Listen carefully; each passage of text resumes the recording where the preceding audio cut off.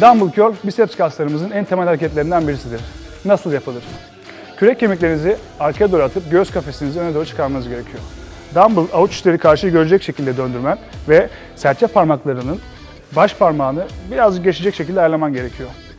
Derin bir nefes alıp, nefesi vererek göğüs kafesi hizasına kadar kaldırman gerekiyor. Tekrardan alıyorum. Nefesi aşağı doğru indirirken alıyorum. Veriyorum ve kaldırıyorum.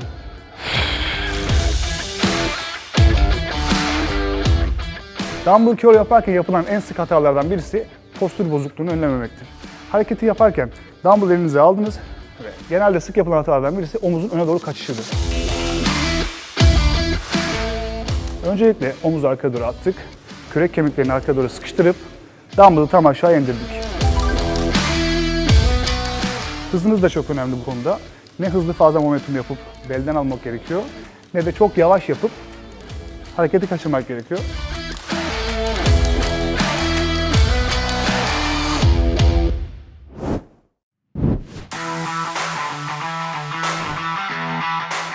Barbell curl hareketi.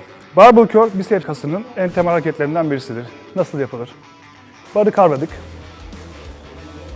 Detay olarak parmakları bu şekilde kilitlemeniz gerekiyor. Ekstra açık olmasın. Parmağını kilitledin. Postürü arkaya doğru atıp omuzları arkada sıkıştırdık. Barı aşağı doğru indirdik. Derin nefes alıyoruz burada. Nefesi verirken barı göğüs kafesinin hizasına kadar kaldırıyoruz. Çok fazla momentum yapıp dirseği yukarı doğru kaldırmamak gerekiyor. Ekstra aşağıda göğüs kafesinin hizasında aşağı doğru indi. Şu an nefes alıyorum. Nefesi verirken göğüs kafesi hizasına kadar kaldırıyorum. Dirsekler oynamıyor. Yukarı doğru ekstra bir momentum yapmıyorum. Beli öne doğru atmıyorum. Sabitledim. Aldım nefesi. Verdim, kalktı. Barbell curl hareketini yaparken yapılan en sık hatalar barı kaldırırken ekstra beli öne doğru atmaktır. Bu neden olur? Genelde kaldıramayacağı ağırlıkların altına girildiği zaman insan ekstra bir elden kuvvet almak ister. Dolayısıyla uygun ağırlığı bulup pozisyonu nötr pozisyona getireceğim. Nefesi alacağım aşağıya doğru. Nefesi verirken beli öne doğru oynatmamam gerekiyor. Dirsekleri yukarı doğru kaldırmamam gerekiyor. 90 derecelik açıyı buldum. Aşağı indirdim. Yukarı doğru kaldırıyorum.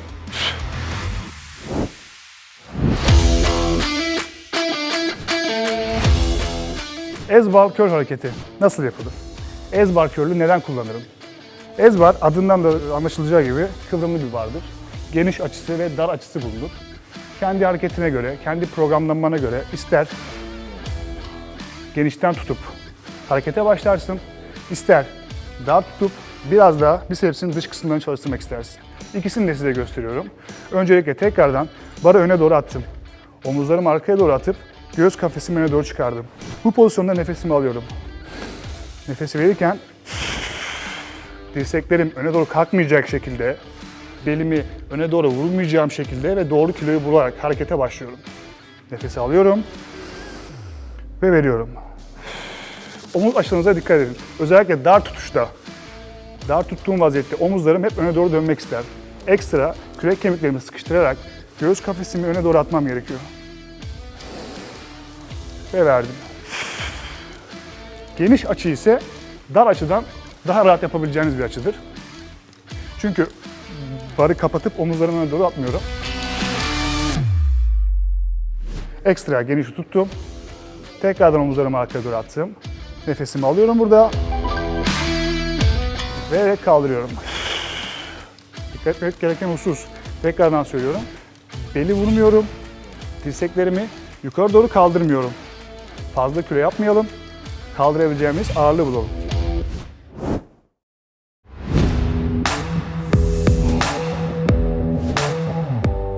Sıradaki hareket 21. Bir diğer adıyla Süper 7. Nasıl yapılır? İster düz bar tutacağız, istersek ez-bar, istersek dumbbell. Bu tamamen sizin antrenman programınıza, kullanmanız gereken materyale göre değişen bir şey. Ben düz bar kullanıyorum. Barı tekrardan aldım. Parmak uçlarımı kapattım ekstra. Nedir Süper 7? Derin bir nefesi aldım. 3 hamlede hareketi bitireceğim şekilde ayarlıyorum. Adı Süper 7 ama sen bunu Süper 5 olarak da yapabilirsin veya Süper 4 olarak da yapabilirsin. Süper 7'ye öncelikle takılmayalım. Kaldırabileceğimiz ağırlık neyse onu kaldıracağız. Şimdi Süper 7 olarak başlıyorum. 7 defa yarım. 7 defa yukarıdan aşağıya yarım. 7 defa tam. Bunu yapmamın amacı kasa pump etkisini vermek. Biraz ileri seviye bir antrenman programı için geçerli olabilecek bir hareket ama programlarınızda bunu tercih edebilirsiniz.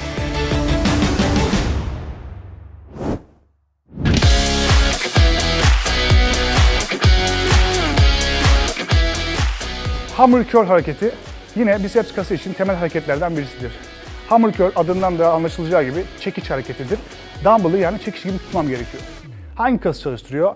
Dışarıdan brachii, aynı zamanda da brachioradialis kasını çalıştırıyor. Yani biraz daha ön kol kaslarını aktif hale getiriyor. Başlıyorum. Nefesi aldım tekrardan. Omuzları arkaya doğru attım. Duruşum her zaman her dumbbell hareketinde almam gereken pozisyon. Omuzumu arkaya doğru attım. Kürek kemiklerimi sıkıştırıp göğüs kafesini öne doğru attım. Derin bir nefes alıyorum. Vererek kaldırıyorum. Sık yapılan hatalar ya da olmaması gereken hareketler. İçe doğru basma. Ya da ekstra dışa doğru açma. Tam omuz hizasından çıkacak şekilde dumbbell'ı ayarlamak gerekiyor. Yukarı doğru kaldırıp yukarıda yarım saniye, bir saniye bekleyip ekstra kası statik kasmak gerekiyor. İndi. Devam ediyorum. Fazla ağırlıklarda yapılan yanlışlar dirseği öne doğru atıp beli öne doğru kaçırmak oluyor. Bunlara da dikkat etmek gerekiyor çünkü ilerleyen zamanlarda bu iş böyle devam ede 5 sene sonra, 3 sene sonra barefit oluyor insan.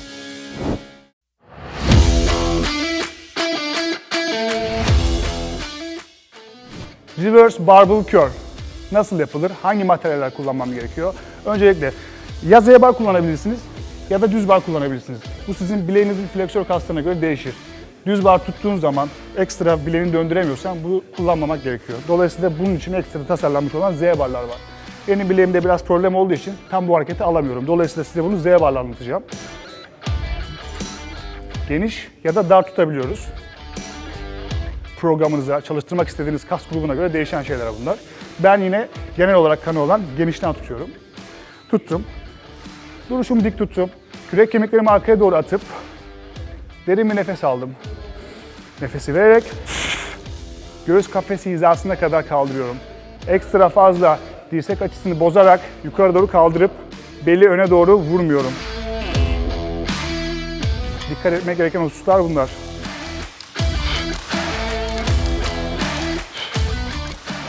Reverse barbell curl hareketi, brachii ve ön kol kasları için çok başarılı bir harekettir.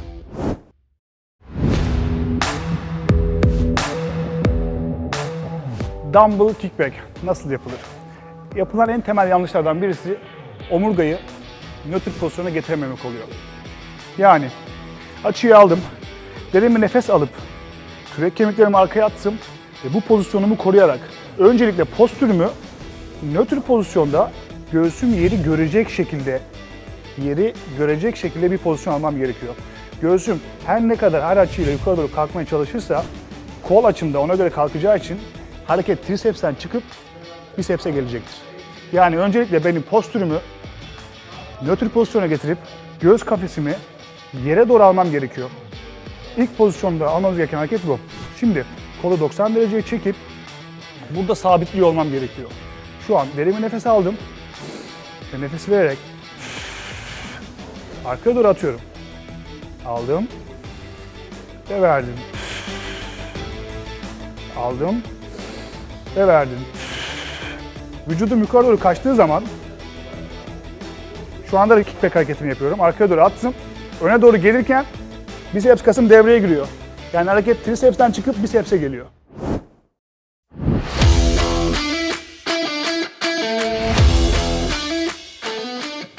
One arm dumbbell triceps ekstensiyon. Nedir ve nasıl yapılır? One arm dumbbell triceps ekstensiyon hareketi, tricepsin gene vazgeçilmez hareketlerinden birisidir. Başlangıç programları için ve orta seviye programlar için iyi bir harekettir. Nasıl yapılır? Tek dumbbell'ı aldım. Kontrollü bir şekilde yukarı doğru kaldırıyorum. Avuç içim karşıyı görecek şekilde döndürüyorum. Derin nefesi aldım. Burada el çok önemli. Balansı sağlayabilmek adına ister açabilirsin. Balansın kuvvetliyse elini beline de alabilirsin. Ama avuç içinin karşıyı gösterdiğine emin ol. Şu an derin bir nefes aldım. Vererek dirseğim sabit kalacak şekilde kolumu 90 derecelik açıya alıyorum. Vererek yukarı doğru kaldırıyorum. Bu hareket ister öne doğru iner, omuz kaslarına veya bir sakatlığın yoksa buna ekstra arkaya doğru da indirebilirsin. Dikkat etmek gereken en önemli hususlardan birisi gördüğünüz üzere postürdür. Ekstra kendimi öne doğru atıp bel boşluğu yaratmamaya dikkat etmem gerekiyor. Yandan görüyorsunuz. Şu anda omurgamı nötr pozisyona getirmem gerekiyor. Çünkü şu anda dumbbell'ın da verdiği 90 derecelik açıyla hareket belimde. Omurgama ekstra baskı yapıyor. Karnımdan yumruğu atıp omurgamı düzlemem gerekiyor. Yani burada pelvike posterior tilt yapıp düz bir omurga yapmam gerekiyor. Omurgamı sabitledikten sonra harekete devam ediyorum. Bir triceps hareketi olarak gözükebilir ama kesinlikle beli nötr pozisyona getirmen gerekiyor. Ki ileride olacak sakatlıkları önleyebilmek adına.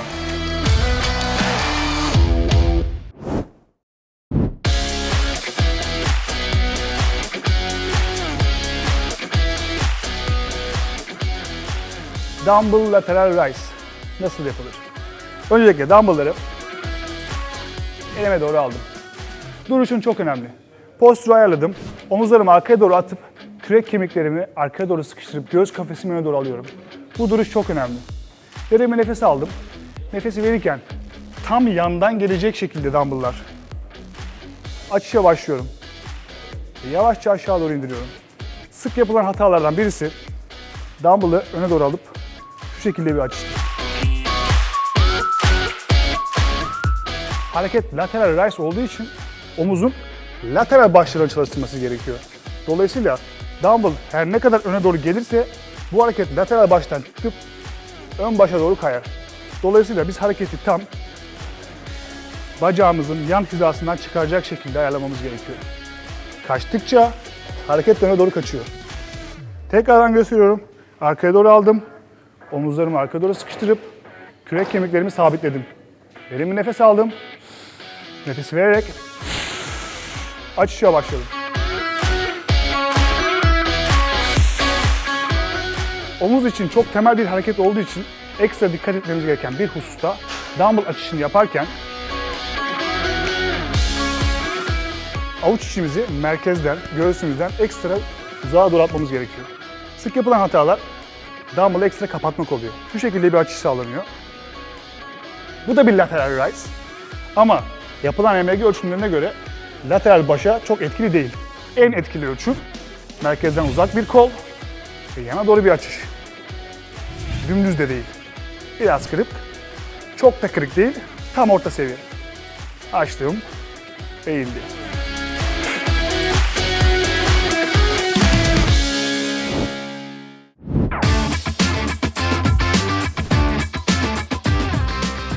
Dumbbell front raise, omuzlar için yapılan izole hareketlerden birisidir. Üçe ayrılan omuz kaslarımızın ön tarafını çalıştırmak adına yaptığımız bir harekettir. Çok temel bir egzersizdir. Her seviye programına uygun bir harekettir. Nasıl yapılır? Dumbbell'ları aldım. Şimdi bu hareketler çok izole hareketler olduğu için arkadaşlar çok ağır kilolara ihtiyacımız yok. Dumbbell'ı öne doğru atıp avuç içlerini bacağına değdiğine emin olacaksın. Derin bir nefes alıp ister tek tek göğüs hizasına kadar kaldırıyorum. İster çift çift yukarı doğru kaldırıyorum. Yapılan en sık hatalardan birisi dumbbell alırken bu dumbbell'ın ağırlığıyla postürü bozmamdır. Yandan gördüğünüz üzere bu bozuk bir postür. Kürek kemiklerini sıkıp omurgamı dik tuttum. Derin bir nefes alıp dumbbell öne gidince omurgam gitmeyecek bir ağırlık seçmem gerekiyor. Dolayısıyla izole hareketi doğru kiloyla yapmamız gerekiyor ki yüksek ağırlıklar bize sakatlık çıkartacaktır. İster tek tek, ister çift çift.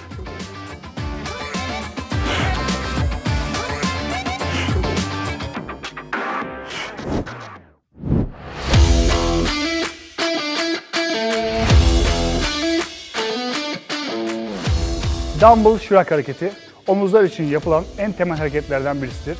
Her seviyeye uygun bir harekettir. Hem başlangıç seviyesi hem ileri seviye için kullanılabilecek temel hareketlerden birisidir. Peki nasıl yapılır? Bu hareket için biraz daha ağır kilolar seçebilirsiniz. Yani izole bir hareket de yana açıda 7,5 kullanıyorsanız dumbbell şırak hareketinde 15-20 kilolara kadar çıkabilirsiniz. Duruşum dik.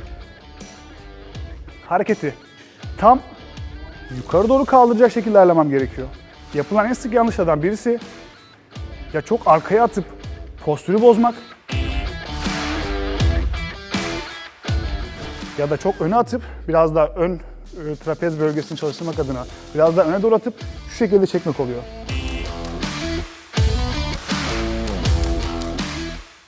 Dolayısıyla her pozisyonda, yani vücudumu nötrlemediğim her pozisyonda postürüm bozulduğu için yük ekstra omurgaya biniyor.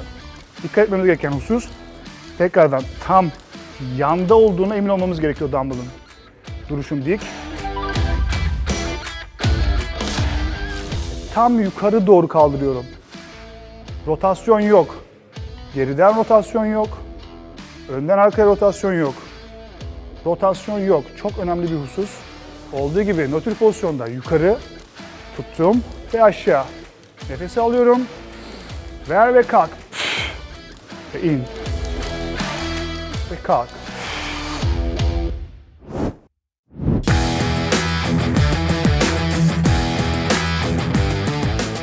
Barbell Upright Row nedir? Barbell Upright Row, omuz için yapılan yine en temel hareketlerden birisidir. Nasıl yapılır? İster düz bar, ister açılarını ayarlayabilmek için ez bar kullanırız. Biraz daha dar kısımları, iç tarafları çalıştırmak istiyorsak ez barı dar tutarak bu görevi görebiliriz.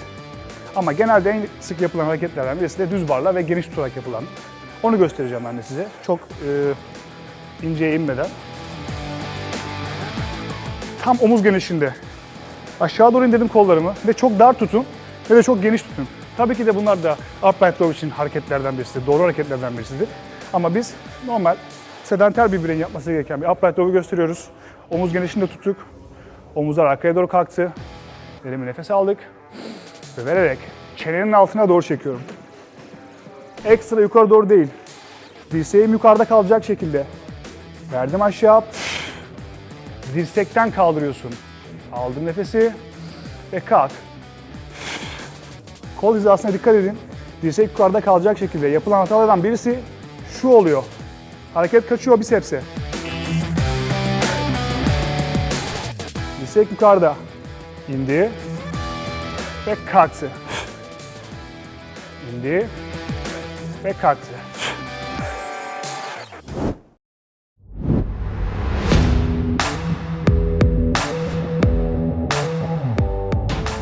Barbell row nedir?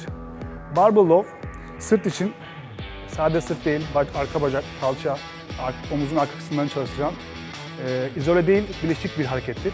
Dolayısıyla seçmek gereken kilo kendi vücuduna göre uygun olması gerekiyor. Bunu kendi vücudunuza göre, kendi kilogramınıza göre ayarlamanız gerekiyor.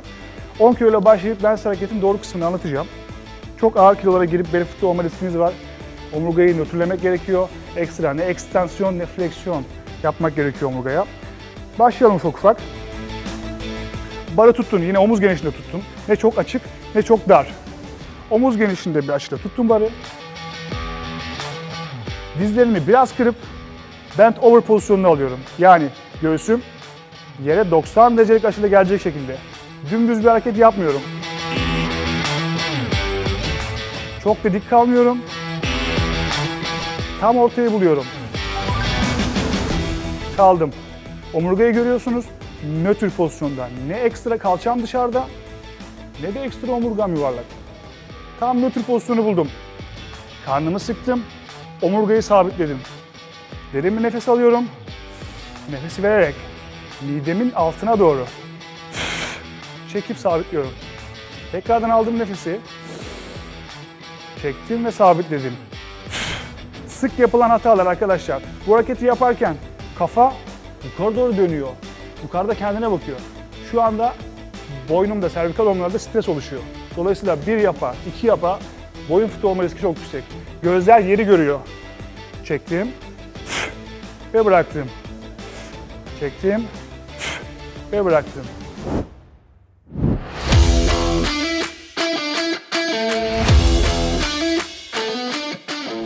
Lunge hareketi, bacak kasları ve aerobik antrenmanlar için vazgeçemediğimiz hareketlerden birisidir. İster dumbbell ile yapabiliriz, ister bar ile yapabiliriz. Ben burada size iki fonksiyonu da göstereceğim.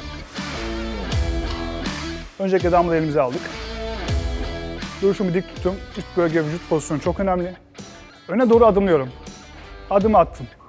Şimdi burada da attıktan sonra diz açısı çok önemli. Dizimin parmak ucunu geçmemesi gerekiyor. Şu anki problem burada.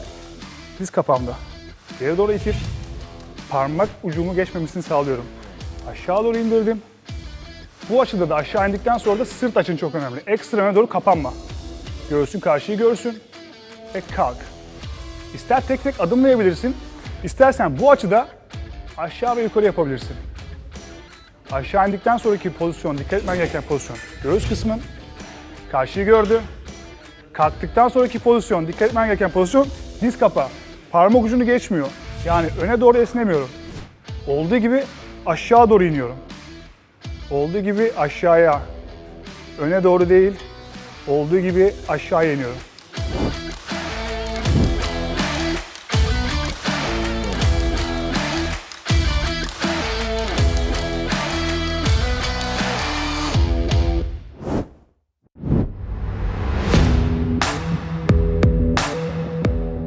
Dumbbell chest press nasıl yapılır? Göğsün en temel hareketlerinden birisidir. Tabii öncelikle işe düzgün yatmakla başlamamız gerekiyor. Düzgün yatıştan sonra gelecek düzgün bir hareket olması gerekiyor. Öncelikle size temel bir yatış prensibini göstereceğim. Kendimi yatırdım. Yatışı sağlarken kürek kemiklerini arkaya doğru atıp göğüs kafesini öne doğru çıkarman gerekiyor. Burada nötr pozisyonda bir lumbar boşluk yaratman gerekiyor. Pozisyonu buldum. Bu pozisyondaki ayak açın çok önemli ve kalça açın çok önemli. Kalçayı ekstra sıktım. Dolayısıyla bele binecek yükü azalttım. Parmak ucumu kaldırdım. Aynı zamanda kalçayı destekledim. Sadece basit bir göğüs hareketi olarak gözükebilir ama yatış prensibi çok önemli. Bütün bench hareketlerindeki yatış prensibi çok önemli. Pozisyonu yakaladım. Şimdi bu pozisyonu koruyarak harekete gireceğim. Harekete giriş de hareketi yapmak kadar çok önemli. Dumbbell'a alışın, yatışın, çok dikkatli olması gereken hususlar var. Dizine koydun. Yanlış yatıştan kaç. Desteği verdim. Çünkü ağır kilolara girebilirsin. Yavaşça kendimi yatırdım. Anlattığım şekilde kürek kemiğini arkaya doğru alıp parmak ucuma kaçtım. Nötr şekilde bel boşluğunu yarattım. Elimi nefes alıyorum. Vererek nefesle birlikte göğüs hizasında dumbbell'ı kaldırıyorum. Ne çok arkada olacak, ne çok önde olacak arkadaşlar. Tam göğsün ortasını çalıştırdığım için tam meme uçlarının orada inmesini sağlıyorum. Ve indiriş açısı çok önemli. Gördüğünüz üzere tam 90 derecelik açı yakalaması gerekiyor. Ne çok açık olacak, ne de çok kapalı olacak. Dolayısıyla kendinize uygun, sporcu geçmişinize uygun kiloları bulmanız gerekiyor. Bulmadığınız takdirde sakatlığa çok açık bir hareket olacaktır. Kontrolü elden bırakmadan hızınızı doğru yakalayacak şekilde hareketi yapmak gerekiyor.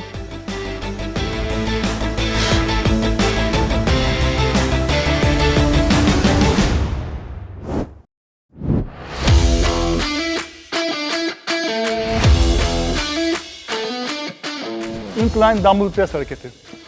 Öncelikle incline sehpanızı kendinize göre ayarlamanız gerekiyor. Göğsün hangi kısmını çalıştıracaksın? Biraz daha üst göğsün ortasını mı? Yoksa biraz daha ön omuza yakın en üst tepe noktasını mı çalıştıracağız? Burada önemli olan şey sizin programınız. Ben biraz daha üst göğsün altını, yani orta göğsün biraz daha üstünü çalıştırmak istiyorum. Açıya göre ayarlayabilirsin.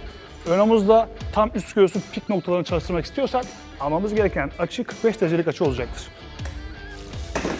Şu. Bununla anlatacağım. Pik noktaları çalıştıracağım. Yatış çok önemliydi. Bel boşluğunu aldım. Kalçayı sıktım. Ayakları parmak ucuna kaldırdım. Ellerim 90 derecede. Yukarı doğru itiyorum. Her bench hareketine başlamadan önce bu yatış prensibini benimsemeniz gerekiyor. Yatış prensibi, nötr bir lumbar boşluk, kürek kemiklerim sıkışık, göğüs kafesim yukarıda. Açıyı aldım. 90 derecelik bir açı aldım. Ne çok açık ne de çok kapalı. Harekete dikkat edin. Seçtiğiniz kiloya dikkat edin. Sakatlık riski yüksek hareketler bunlar. Serbest ağırlıklar çünkü. Şimdi harekete giriyorum tekrardan. Dumbbellları dizimize koyduk. Ekstra silkeleyerek bir hareket yapmayalım. Çünkü ağır kilolarda omuz sakatlığı kesinlikle yaşatacaktır. Doğru pozisyonu dizime koydum. Dizimden destek alarak omuzlarıma yasladım. Yavaşça kendimi yatırdım. Nefesi aldım ve verdim. Lumbar boşluk çok önemli. Tamamen kapatıp hareketi kaçırmayın. Lumbar boşluğu verin.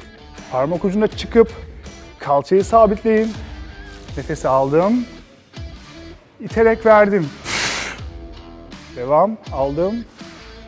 Ve iterek verdim. Hareket üst göğüs ve ön omuz karışık bir hareket oluyor şu an bu açıda, 45 derecelik açıda. Dediğim gibi açıyı biraz daha aşağı indirerek, yani 30 dereceyi alarak tam üst göğüs kıvamı yakalayabilirsiniz.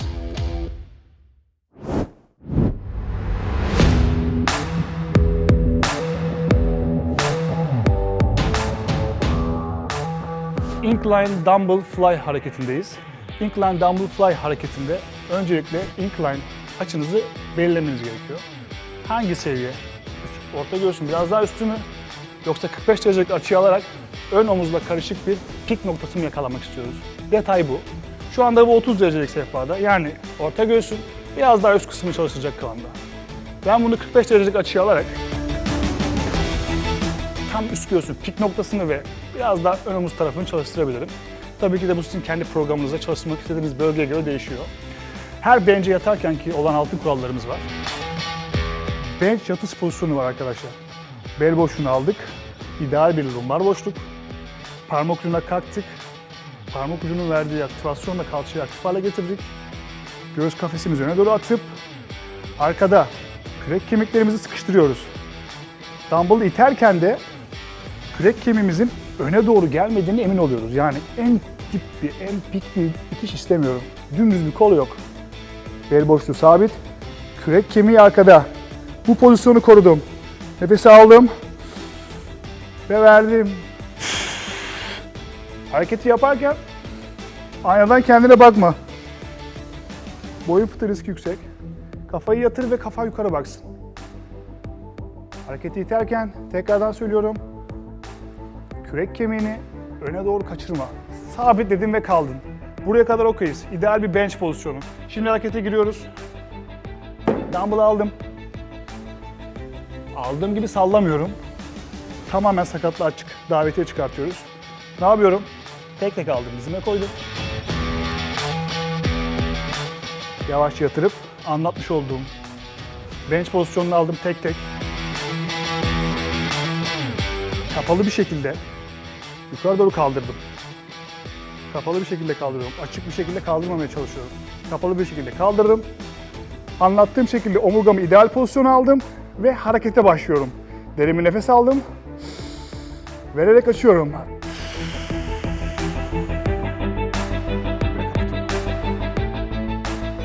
Çok önemli bir detay daha. Açışı yaparken çok kısmamaya dikkat ediyorum kollarımı. Yanlış bir pozisyonda kırık bir dirsek, küçük bir açış. Bu da bir fly hareketi arkadaşlar. Fly açış demek. Açtım. Bu da bir fly, bu da bir fly. EMG ölçümü diyor ki bunu yap. Daha iyi vuruyor kasa. Hareketimiz bu. Çok kısmıyorum, çok da uzatmıyorum. Bu da riskli. Şu anda hareket eklemde. Dümdüz hareket, eklemde titretiyor beni. Zor. Şu an kasta. Ne çok kapalı, ne çok düz. Bir tık kırdım. Harekete giriyorum.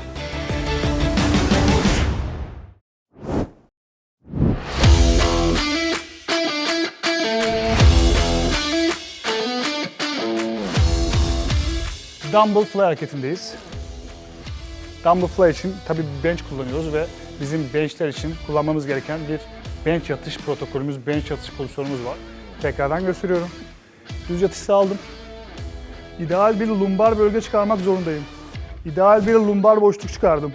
Bunu çıkarmak için kürek kemiklerimi birbirine yaklaştırıp göğüs kafesimi yukarı doğru çıkartıyorum. İdeal bir lumbar boşluk. Ekstra kasmıyorum veya dümdüz kapatmıyorum. Olması gereken pozisyon, kürek kemiğini birbirine yaklaştırdıktan sonraki lumbar boşluk. Ekstra hiçbir şey yok arkadaşlar.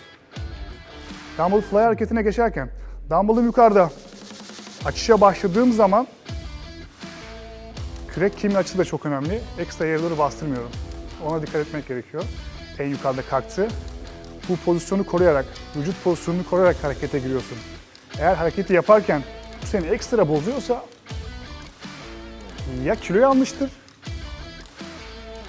ya da stabilite kasların, yani ince vücudunu, kol bölgesini kavrayan kasların zayıf demektir. Dolayısıyla bu hareketi yapmadan önce çalıştırman gereken başka kaslar var demektir. Ya ağır çalışıyorsun ya da stabilite kasların çok zayıf. Harekete giriyorum. Dumbbell'ı aldım. Yatış pozisyonuna geçmeden önce dumbbell'ları almam gerekiyor. Dumbbell'ları yerden ya da yattıktan sonra stopper'la yukarı doğru almak yok. Kendim yatırdım. Hala dar dumbbell. Çünkü zor hareketler bunlar, sakatlık riski çok yüksek hareketler. Dar bir şekilde kaldırıyorum. İdeal lumbar boşluğu yarattım. Kürek kemiğimi yasladım ve göğsümü yukarı doğru kaldırdım. Derin bir nefes alıyorum. Nefesi vererek fly hareketine giriyorum. Evet bu. Hareketteyim. Harekete girdikten sonra da kol açısı çok önemli. Ne çok dar açış yapıyorum, ne de dümdüz bir açış yapıyorum. Dümdüz yaparsam hareket ekleme biner. Şu an beni titretiyor. Çok kapalı yaparsam da bu sefer omuzlara biner ve hareket göğüsten çıkar. Tam orta seviyeyi buldum ve hareket akışında devam ediyorum.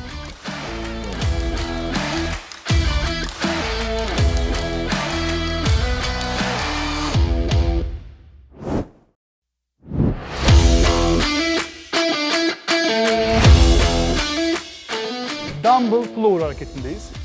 Dumbbell floor hareketi genelde göğüs hareketi olarak bilinen, aslında tamamen, hatta %70 oranında bir sırt hareketidir. Yapılan EMG ölçümlerine göre %70 oranında serratus anterior kasına vurduğu bilinir. Göğüs hareketi olarak görüp hareketi size başlatıyorum arkadaşlar.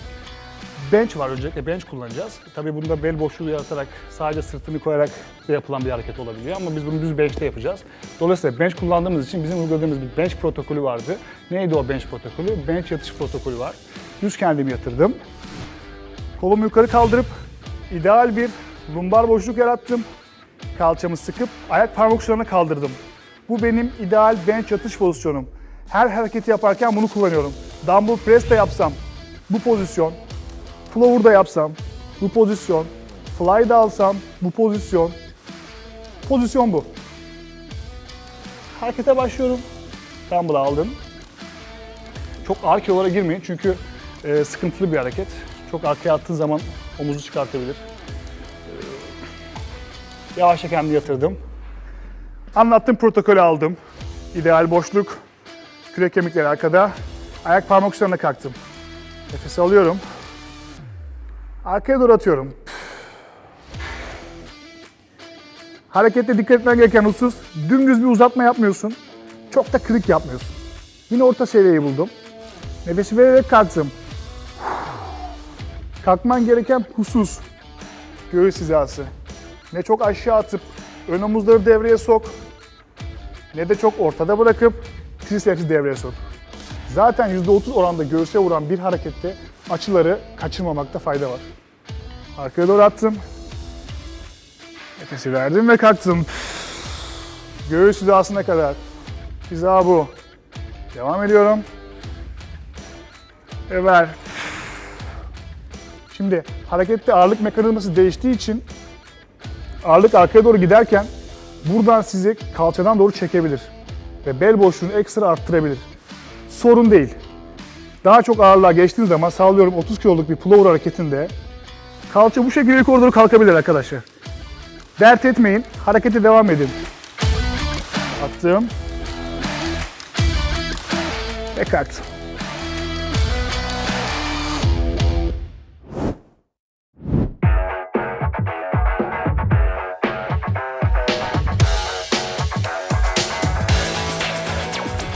Dumbbell Squeeze Press. Göğüs hareketi için izole bir harekettir.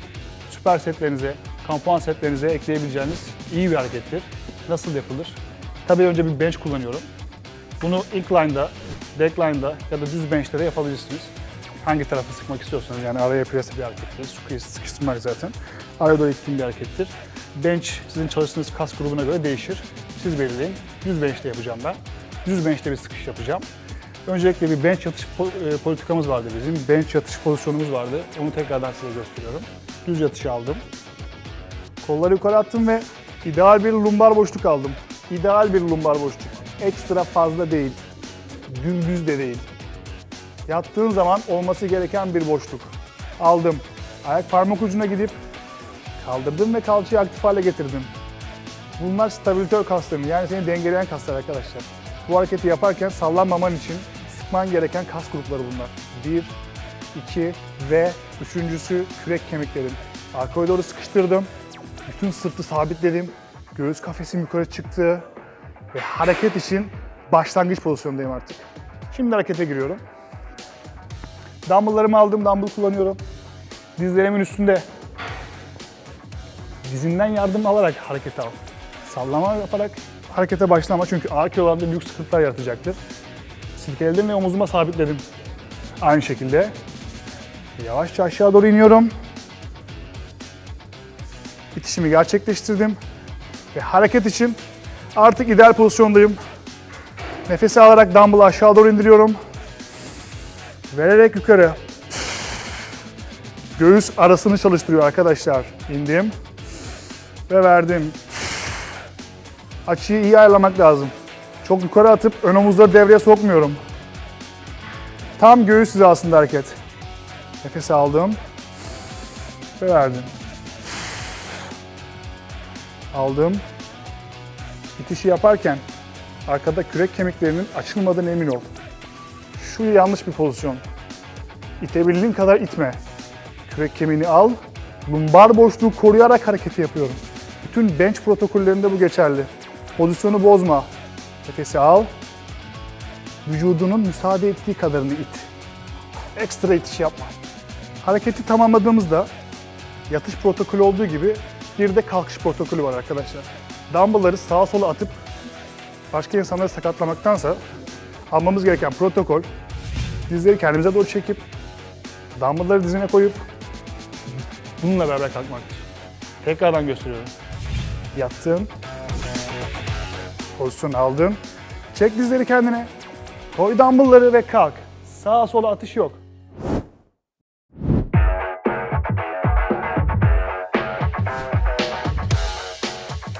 Dumbbell konsantre curl hareketindeyiz.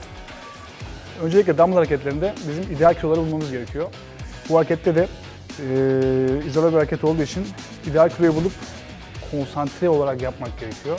Yani örneğin çok ağır kilolarla gidip hareketi kaçıracağına ideal bir 5 kiloyla tricepsinin bacağın iç kısmına yaslayarak alacağım bir harekette ideal kilo sallamaz, ama ekstra alacağın ağır bir kiloda kaçış pozisyonları bunlardır. Vücudumu oynatmadan ideal kiloyu aldım, vücudu sabitledim. Tricepsim bacağımın iç kısmına değiyor.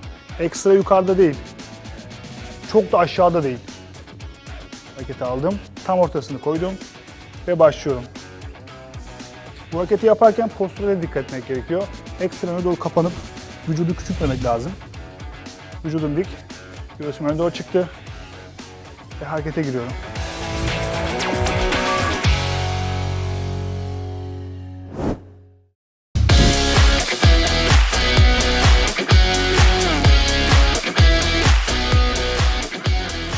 Lying Barbell Triceps Extension. Yani bilindiği üzere Anla Press arkadaşlar. Nasıl yapılır? Ez bar ya da düz bar kullanabiliriz. Ya da dumbbell kullanabiliriz. Tamamen sizin tercihinize, çalıştırmak istediğiniz kas grubunun açısına, programınıza göre değişir. Sizde ben ez bar kullanacağım. Ez barı da geniş tutacağım. Genişten tutacağım. Biraz daha dar tutup, biraz daha dış kısmına çalıştırabilirsiniz. Dıştan tutup harekete başlıyorum. Harekete başlamadan önce bir önceki videolarda gösterdiğim yatış protokolünü kesinlikle atlamayın. Her bench'e yattığınızda bench yatış protokolünü mutlaka uygulayın. Yattım. Ve kaldırdım. Derin bir nefes alıyorum. Nefesi vererek barı alnıma doğru indiriyorum. Adı üstünde bu. Alnına pres. Kalktı. Dirsek açıma dikkat et. Çok açık değil. Çok da kapalı değil. Nötr pozisyonda. Hiç sıkmıyorum dirseklerimi. Saldım. İndi. Ve kalktı. Süper. Devam. İndi. Ve kalktı. Çok arkaya atarsam bu sefer hareket tricepsimden çıkıp sırtıma doğru gelir. Serratus anterior, latissimus dorsi kasları devreye girer. Hiç arkaya doğru atmıyorum. Burada arkaya doğru atarsam ekstra lumbar bölgede ekstra boşluk haline girer. Tam kafa hizasında. Alnına doğru indi ve kalktı. Doğru fonksiyonu bu. Kalkış protokolü, göğsüne indirdin ve kalktın.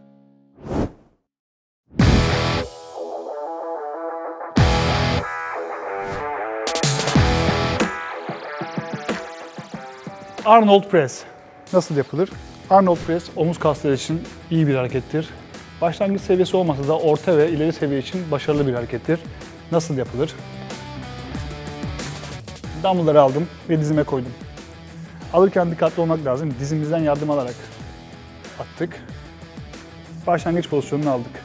Başlangıç pozisyonunu aldık. Burada ideal bir lumbar boşluk yaratabilir vücudum. Ondan korkma. Bel fıtığı olurum veya bel ağrısı yapar diye düşünme. Çünkü Arnold Press'te çok inanılmaz ağırlıklara giremiyorsun. Çünkü biraz daha fonksiyonel bir hareket. İçe rotasyonu ve dışarı rotasyonu var. Dolayısıyla hareketi yaparken biraz ideal bir bel boşluğu olabilir. Gördüğünüz üzere. Harekete giriyorum. Başlangıç pozisyonum avuç içlerim yüzüme doğru dönük oluyor. Derin bir nefes aldım. Nefesi vererek rotasyonu yaptım, yana doğru açtım ve aynı anda yukarı doğru kaldırıyorum. Aynı şekilde nasıl kalktıysa öyle iniyor. 90 derecelik açıyı buldum. Rotasyonu yaptım. Avuç içlerim yüzüme baktı. Hemen ardından harekete devam ediyorum. İndi ve rotasyon. Kalktı ve rotasyon. Dediğim gibi bu hareketi One Arm Arnold Press'te de yapabilirsin. Yani tek dumbbell'da da yapabilirsin. Elini beline aldın. Stabilite kaslarına güveniyorsan ve biraz daha o bölgeye odaklanmak istiyorsan bu hareketi tek dumbbell'da da yapabilirsin. Tuttum, döndürdüm ve bastım. Söylediğim gibi ideal olan lumbar boşluktan korkmaya gerek yok. Çünkü inanılmaz ayaklara binmiyor. Omurga indi ve kalktım ve açtım ve bastım.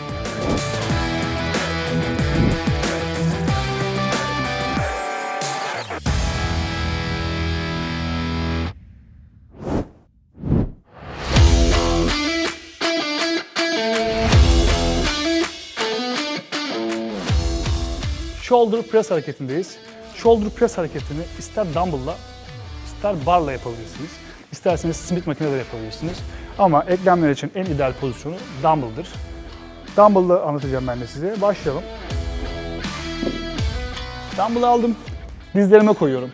Ben 5 kilo ile gösteriyorum ama siz bunu 20 kilo ile, 30 kilo ile yaptığınızı varsayarsam bir alış protokolü olması lazım bunun. Dolayısıyla dizlerimi kullanarak bunu yapmam lazım. Nefes aldım ve attım. 20 kiloda, 30 kiloda bu hareketi böyle alırsam 3 gün sonra omuz sakatlığıyla baş edersin. Hareketi aldım. Belimi iyice yasladım. Bunda ideal bir lumbar boşluk vermemeye çalışıyorum. Çünkü hareket çok fonksiyonel olmadığı için, Arnold gibi olmadığı için, direkt yukarı kalktığı için daha ağır kilolara girebiliyoruz. Dolayısıyla lumbar bölgemi kapatmaya çalışıyorum. Çok bel boşluğu vermeyeyim ki omurgama direkt baskı yapmasın. İlerleyen zamanlarda bir omurga rahatsızlığı çekmeyin. İndi ve bastım. İndi ve bastım. Ne kadar iniyor? Kulak hizası kadar. Çok aşağı indirme. Çok da yukarıda bırakma. Kulak hizası bu pozisyon için ideal. Çok dar yapma. Çok da geniş yapma. 90 dereceyi bul. Omuz, dirsek, bilek. Bilek, dirsek, omuz. Bunu gör. Bu açıyı yakala. Bastım. Ve indi.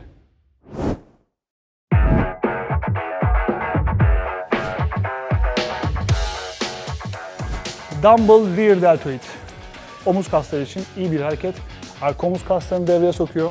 Peki nasıl yapılıyor? İster bench'te, istersen bent over pozisyonda bu hareketi yapabilirsin. Biz bench kullanacağız. Siz de bench kullanın. Eğer ileri seviye sporcu değilseniz bench'e oturup açıyı daha rahat alabilirsiniz. Veya bench önünüzde kafayı yaslayarak da bu hareketi yapabilirsiniz. Birçok fonksiyonu var. Kendi sporcu geçmişinize göre bu hareketi fonksiyonlayabilirsiniz. Dumbbell kullanacağım. Dumbbell'ları aldım. Almadan önceki vücut pozisyonu çok önemli. Düz bir omurga istiyorum çünkü öne doğru kaçmasın. Harekete başlarken bu pozisyon yanlış olacaktır. Düz bir omurga alıp deadlift pozisyonunda pozisyonu tutmam gerekiyor. Ayaklarımı biraz öne atıp dumbbell'ları aşağıda bitirmem gerekiyor. Şimdi ister avuç içi birbirine baksın, ister hammer grip pozisyonunu yani çekiç pozisyonunu elinizde alın. Bu da çalıştırdığınız bölgeye göre, çalıştırmak istediğiniz kas grubunuza göre, antrenman programınıza göre görece bir şeydir. Ben hammer grip pozisyonunda bu işi yapacağım. Omurgamı sabitledim. Derin bir nefes alıyorum. Kafamı da içeri doğru sıkıyorum. Nefesi vererek kaldırıyorum. Ve yavaşça aşağı doğru indiriyorum. Hareketi yaparken yine karşıya doğru bakmamaya dikkat edin. Bu yanlış bir pozisyon. İlerleyen zamanlarda boyunda sıkıntı yaratacaktır. Boyun düzleşmesi, boyun fıtığı gibi sıkıntılar yaratacaktır. Gözlerim yerde, harekete devam ediyorum.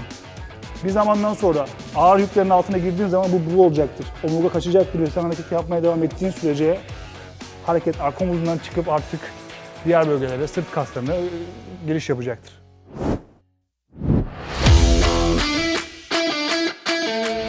Cable Rear Deltoid hareketi. Arka omuzumuz için vazgeçilmez hareketlerden birisidir. Nasıl yapılır? Öncelikle handle'ları tam omuz açımızın yanına almamız gerekiyor. Ne çok yukarıda olsun ne de çok aşağıda olsun. Cable'dan bir adım uzaklaştın. Handle'ları göğüs hizasına aldın. Kürek kemiklerini sıkıştırıp göğsünün öne doğru attın. Derin nefesi al, nefesi ver ve omuzunu arkaya doğru sıkıştır. Kolların ne tam uzun olsun ne de çok 90 derecelik açıyla kırık olsun. Tam orta noktayı bul. Göğüs hizasında kapat ve aç. Kapat ve aç.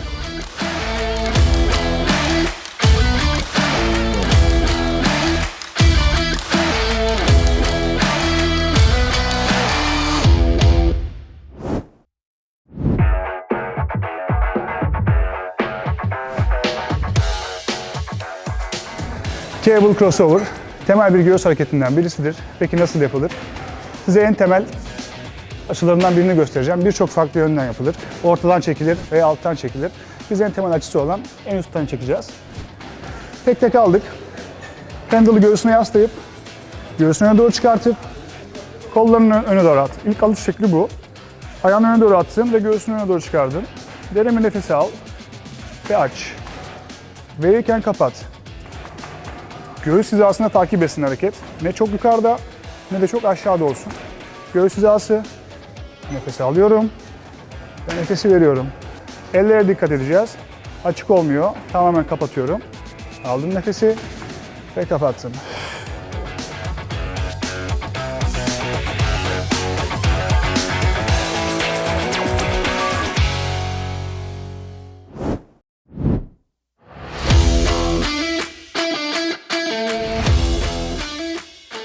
Cable biceps curl hareketi.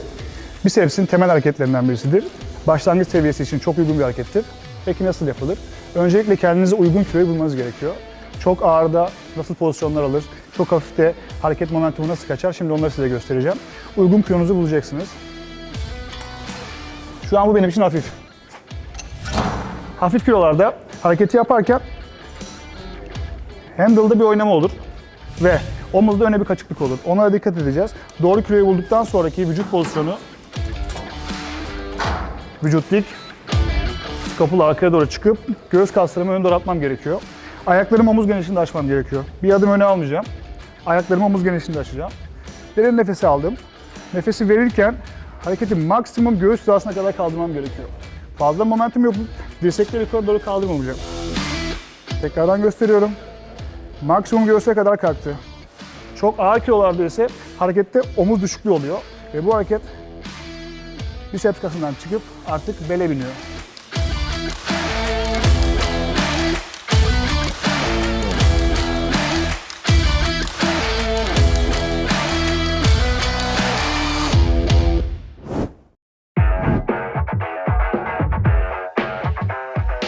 Rope Cable Curl hareketi. Bisepsin dış tarafını yani brachioradialis kaslarını çalıştıran bir harekettir. Nasıl yapılır? Rope'u aldık. Ayaklarımız omuz genişliğinde açık. Kürek kemiklerimi sıkıştırıp göğsümü öne doğru alıyorum. Derin nefes alıp rope'u göğüs hizasına kadar kaldırıyorum ve yanlara doğru açıyorum. İndirdim. Nefesi verirken kaldırıyorum ve açış sağlıyorum.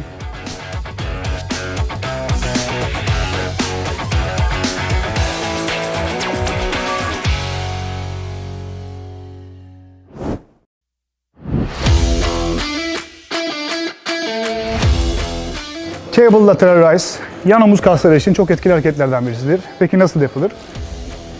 Handle'ı aldık. Özellikle uygun küreği bulmamız gerekiyor. Vücudu dik tutup açış pozisyonuna geliyorum. Derin nefesi aldım. Nefesi vererek açışa başladım. Açışı yaparken kollarımın dimdik olmamasını ve çok da 90 derecelik açıda olmamasını kontrol etmem gerekiyor. Tam orta seviyeyi buldum. Hareket aşağı doğru geldi ve yukarı doğru gitti. Eğer doğru kiloyu bulmazsak alacağımız pozisyon şu şekilde olacaktır. Bu yanlış bir pozisyondur. Buna dikkat edin lütfen. Doğru kiloyu bulup vücudu sabitlemem ve hareketi doğru açıda yapmam gerekiyor. Ne kolum çok dik ne de çok kapalı bir açış yapacağım. Tam yanları hedefliyorsam doğru açıyı bulup açışa başlayacağım.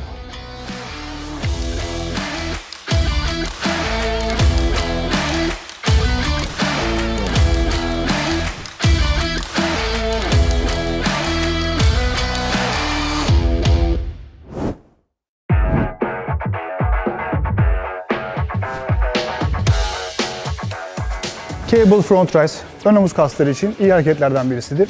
Peki nasıl yapılır? Cable front raise'in iki açısı var arkadaşlar. İster birini yüzünüzü dapa dönerek yaparsınız, isterseniz arkanıza vererek yaparsınız. En temel pozisyonlardan birisi bu olduğu için ben size bunu göstereceğim. Tutuş pozisyonunu aldım. Dizleri kırıp göğsümü öne doğru atacağım. Kürek kemiklerimi arkaya doğru sıkıştırmam gerekiyor. Yanlış pozisyon almamak için. Derin nefesi aldım. Nefesi vererek göğüs hizasına kadar kaldırıyorum. Ne fazla yukarıda ne de çok aşağıda olacak. Harekete başlıyorum. Ver nefesi, kalk. Al nefesi, aç.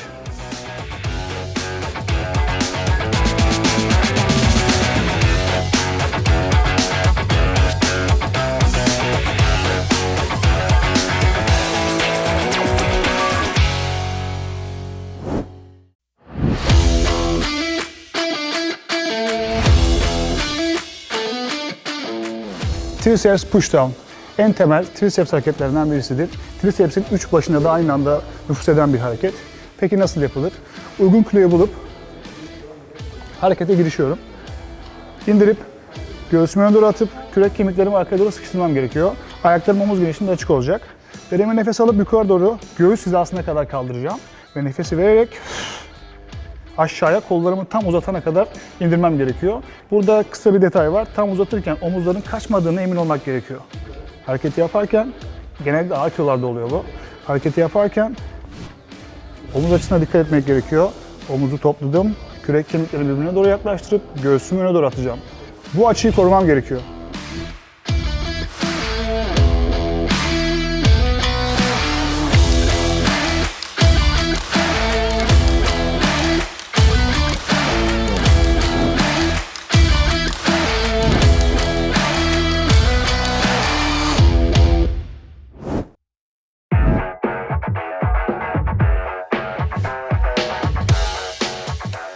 Reverse cable push down. Adından da anılacağı gibi reverse tutuş yani ters tutuşla yaptığımız bir hareket. Peki biz bunu niye ters tutuyoruz? Biraz da tricepsin dış tarafını çalıştırmak adına yaptığımız bir hareket. Hem de triceps hareketlerine çeşitlilik kazandırmak adına yapıyoruz. Ters tutuşla başlıyorum. Açımı aldım. Aşağı doğru indirdim. Kürek kemiklerimi arkaya doğru sıkıştırıp göğsümü öne doğru atmam gerekiyor. Ayak açım çok önemli. Omuz genişliğini de açtım. Derin nefesi aldım. Vererek göğüs hizasına kadar kaldırıyorum. Fazla momentum yapıp daha fazla yukarı çıkarsa dirsek açım öne doğru kaçıyor ve hareket tricepsten çıkıyor arkadaşlar. Buraya çok dikkat edin. Yana sabitledim. Maksimum göğüs hizasına kadar kaldırıyorum. Nefesi verdim ve ittim. Aldım ve maksimum göğüs hizasına kadar kaldırıyorum.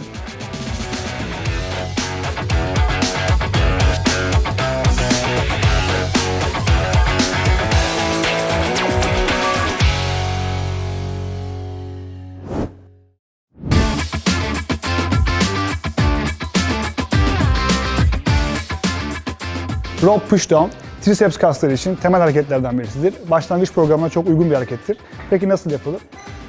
Uygun kiloyu bulup harekete giriyorum. Ayaklarım omuz genişliğinde açık. Kürek kemiklerimi arkaya doğru yaslayıp göğsümü öne doğru atıyorum. Derin bir nefes alıp aşağı doğru indirirken açışı sağlıyorum. Bu V pozisyonunu hareketi yaparken almam gerekiyor arkadaşlar. Ne kadar çok açarsam hareket o kadar çok dış kaslara, yani istediğim, hedeflediğim bölgeye doğru gider. Tekrardan gösteriyorum. Nefesi ver, aşağı doğru indir ve aç. Bu V pozisyonunu bulmam gerekiyor. İndirdim, normal pozisyona gelebilir. Aşağı doğru gelirken V pozisyonunu bulman gerekiyor. Çok ağır kilolarda bu V pozisyonunu bulman çok zor. Dolayısıyla uygun kiloyu bulup hareketi izole bir şekilde yapman gerekiyor. Yanlışlardan birisi de çok ağır basacağım diye vücut pozisyonunu şu şekilde aşağı doğru kaçırmaktır. Bu da bir triceps hareketi ama istediğimiz ve hedeflediğimiz bölgeye uygun değil ve biraz daha ileri seviye programlar için uygun. Yanlış demiyorum ama biraz daha ileri seviye programlar için uygun. Bizim bilmemiz gereken dik duruş, omuz yukarıda ve harekete devam.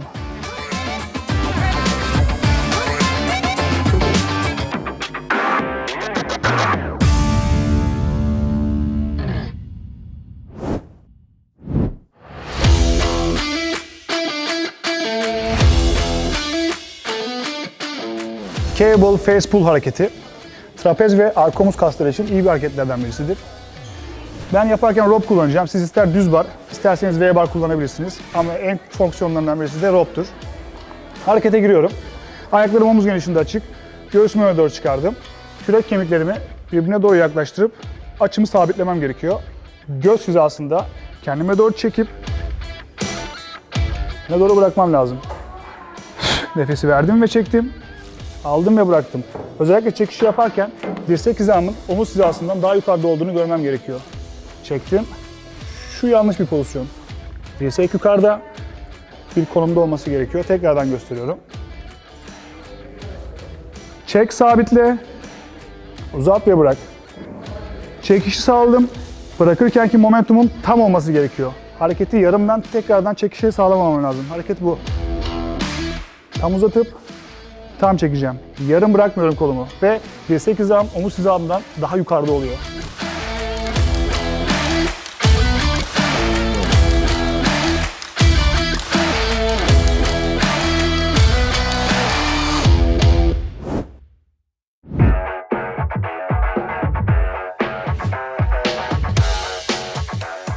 Squat çok temel bir harekettir. Peki nasıl yapılır? Birçok farklı yöntemi var, birçok farklı sistemi var. Onlarca squat oturuş pozisyonu var ama ben size en temelini, en yapılabiliri, en standarta indirerek anlatacağım. Ayakların omuz genişliğinde açık. Çok açma ve hafiften ayaklarını V yap.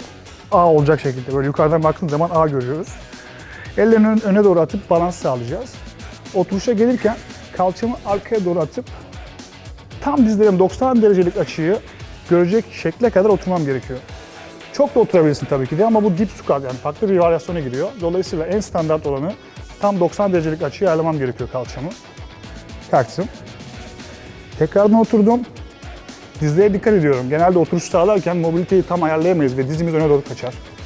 Bir kaça, iki kaça, ondan sonra diz eklemlerinde problemler yaşarız. Dizlerimi kalçamı arkaya atarak ayak parmak uçlarımı geçmeyecek bir kıvam almam gerekiyor. Kalktım. Aynı zamanda tekrardan otururken sırtımın konumlanması da çok önemli. Kamburumu çıkarmadan oturmam lazım. Otururken göğsüm karşıyı görecek şekilde oturdum. Dizlerin parmak ucumu geçmiyor. Maksimum 90 derecelik açıyı görene kadar oturuyorum.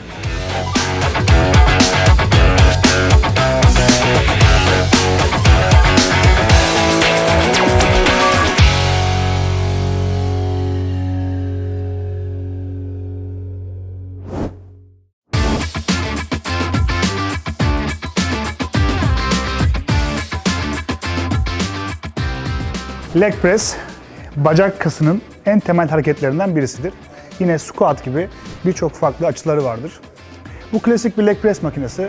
Genelde bütün spor salonlarında olan aynı açılara sahip. İki tane açısı var. Hem aşağıda olan bir açısı hem de yukarıda olan açısı var. Aşağıdaki açısıyla biraz daha üst bacak kıvamlı. hareket yukarı doğru çıktıkça açı da arka bacaktan kalçaya doğru geliyor. Burada sizin antrenman programınıza, kullanmak istediğiniz, çalıştırmak istediğiniz kas grubuna göre değişiyor. Ağırlıkları yükledikten sonra kendi boyunuza göre olan hizalamayı ayarlayacaksınız burada. Hizalamayı ayarladık ve ufak ufak oturuşa başlıyoruz. Ben arka bacak ve kalça ağırlıklı çalışacağım. O yüzden ayağımı yukarı atacağım.